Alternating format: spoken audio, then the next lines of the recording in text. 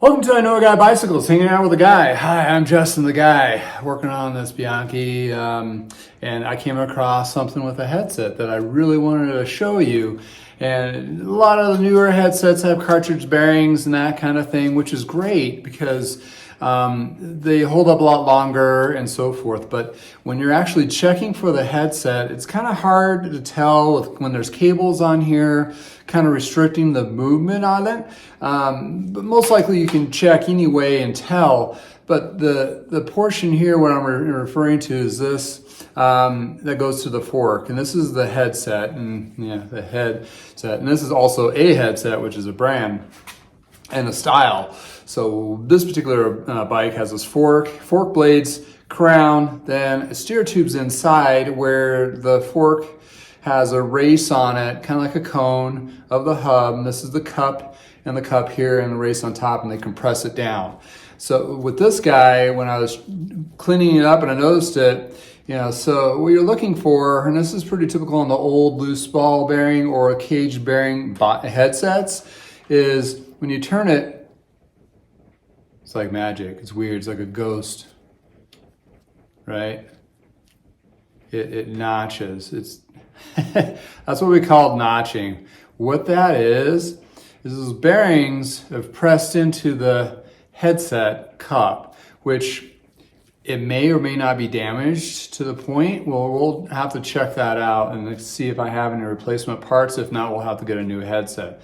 But when it does this, like wiggles in the one spot, no bueno. So let's pop this baby open and check it out.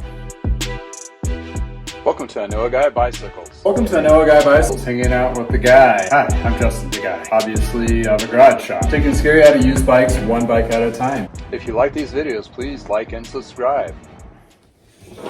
So what you need to use is a Allen wrench here. Use my Y. Oh, what number is that? Number 5.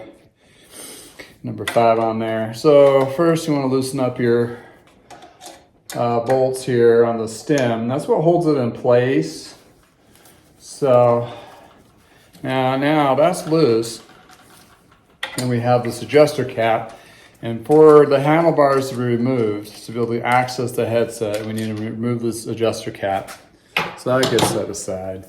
Take the bars and stem off, set those aside. So what we got here is a shim. This is a 1-inch. Standard newer than this model is 1 1/8 inch. So they kind of standardized in the early 2000s, late 90s and early 2000s. This is a 1-inch, so that makes it a little more trickier. Number one, first you got to have a shim to utilize the newer stems that are out there. Number two, you only have so many varieties of headset spacers. As we notice, this one here, that's an 1 1/8 inch headset spacer. It wiggles versus the other ones. So somebody kind of went around about, I want to say that was good, but what have you. Now we're to the headset, and hopefully we can get this to come off without too much trouble. So when you take these apart, you want to lay them out in the exact order that you put it in. So what I'm going to do, so that's the top. And there's usually a race. This is where sometimes you have to give it a little tap. What you're doing is breaking free this top race. It has a little wedge right here. That's what kind of holds it in place, and you can see right off the bat it's loose ball bearings. So we got that. And they're not super lubed, and this is a washer that kind of keeps that all. So it got newer grease on there, so that says it's been serviced in the last, 10 years. But the bearings don't have any of that white grease on there anymore. So that's gone. So here we start doing the inspection.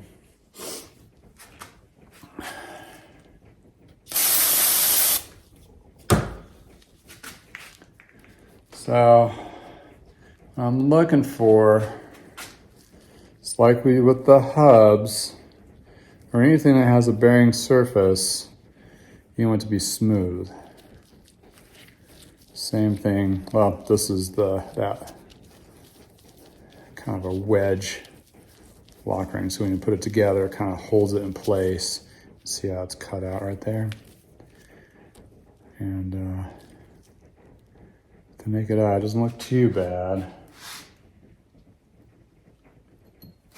And this is that cap.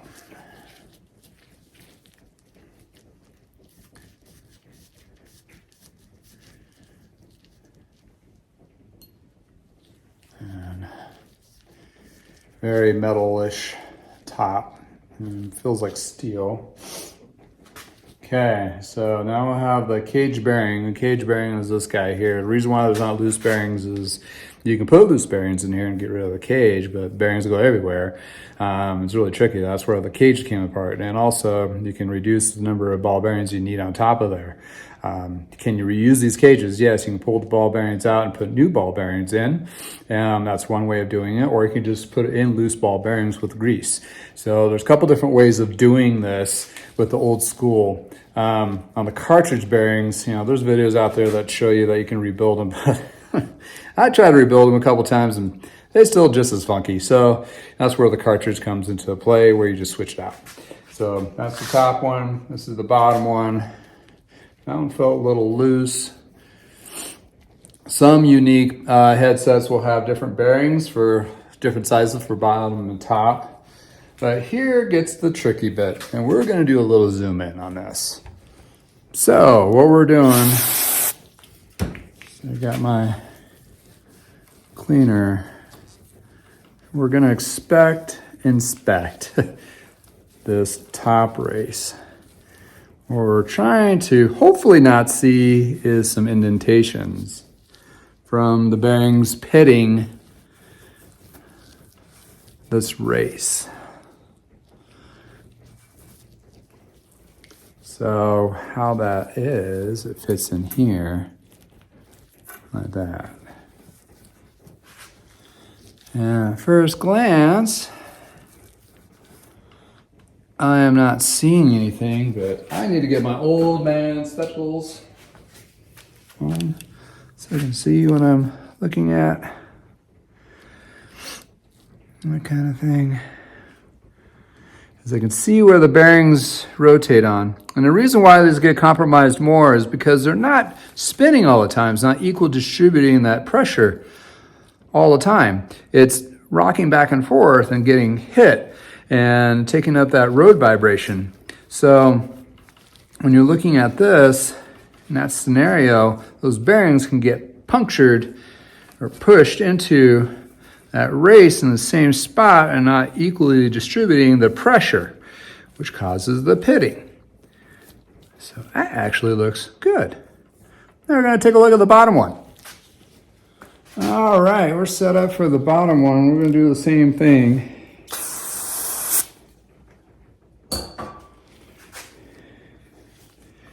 Let's see, it's really kind of ugly in here.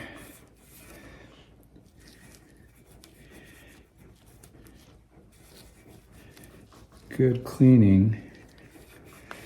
And could the grease gunk up in there to cause that pitting? No. Or the notching? Not necessarily.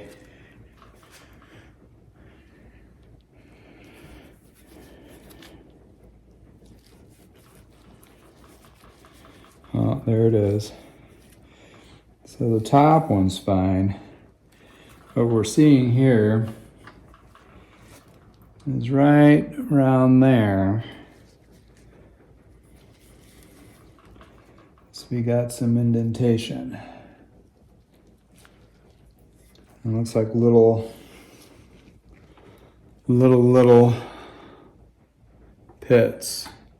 Hopefully you can see that. And it's right around there and actually up and back. So, that being said, gonna have to see about getting a new headset, because the headset itself is notching.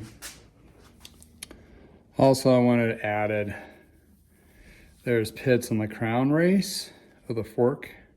So that is definitely part of the headset that definitely needs to be replaced. Just an added note to that. So yeah, those little guys. So this will pop off and be replaced as well. So you got a cup and a race that are bad. The top ones are fine, but you can't buy these in sets or pieced out anymore. So you'll have to get the whole thing. So on. Notching. Is that safe? No.